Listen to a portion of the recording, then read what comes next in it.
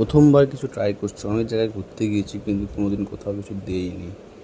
আজ দিচ্ছি। কেদারনাথে গিয়েছিলাম 2024-এ, তার একটা ছোট্ট এক্সপিরিয়েন্স। ভিডিও ছাড়া হয় না বলে কিছু কোনোদিন দিতে পারিনি, করিও নি, তাই ফটো দিয়েই করছি। গিয়েছিলাম কয়েকদিন বন্ধু মিলে, তাই হরিদ্বার থেকে ভিডিওটা করছি। এটা হরিদ্বারে সন্ধ্যাবেলা খুব সুন্দর লাগছিল দেখতে। ছিলাম গিয়ে রাতটা অনেক ঘুরেছি, ঘোরার মতো অনেক কিছু। পরের দিন ভোরবেলায় বের হয়ে পড়ি বা গাড়িতে করে। রাস্তাটা খুবই সুন্দর কিন্তু অনেকটা দূর, আমার জন্য খুব কষ্টদায়ক ছিল, কারণ পাহাড়ে গাড়ি ঘুরলে আমিও ঘুরি। এটা আমাদের গঙ্গা, অলকনন্দা, ভাগীরথী মিলনস্থল, যেখান থেকে গঙ্গা উৎপত্তি হয়েছিল। দেখতে দেখতে অনেক দূর গিয়েছিলাম, দেখতেও খুব সুন্দর। রাত্রি হয়ে গেল, পৌঁছে গেছিলাম। পরের দিন সকালে আবার বের হয়ে পড়লাম হাঁটার উদ্দেশ্যে। খুব সুন্দর অনুভূতি ছিল, অন্যরকম ফিলিংস ছিল একটা। যাচ্ছি কেদারনাথ, এখান থেকে যাত্রা শুরু করি হাঁটা আমাদের। খুব সুন্দর রাস্তায়, খুব সুন্দর 10-15 কিলোমিটার, খুবই ভালো লাগছিল হেঁটে যাওয়ার অনুভূতি আলাদা ছিল।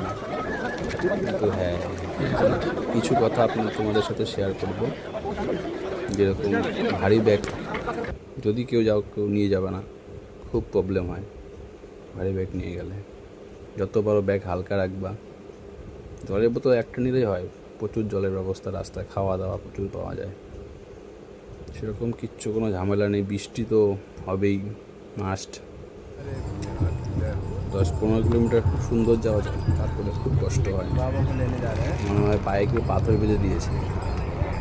কিছু দূর যাওয়ার পরেই যখন দেখা যাবে সামনে চলে আসছে, তখন আর পা যায়, একটা পা 5 কিলোমিটার সমান হয়ে যায়। রাস্তার ভিউ সুন্দর, অনেক শর্টকাটও, অনেক কষ্ট করে খুব কষ্ট হয়েছিল, কষ্টটা মন্দির দর্শন আমরা যেতে পারি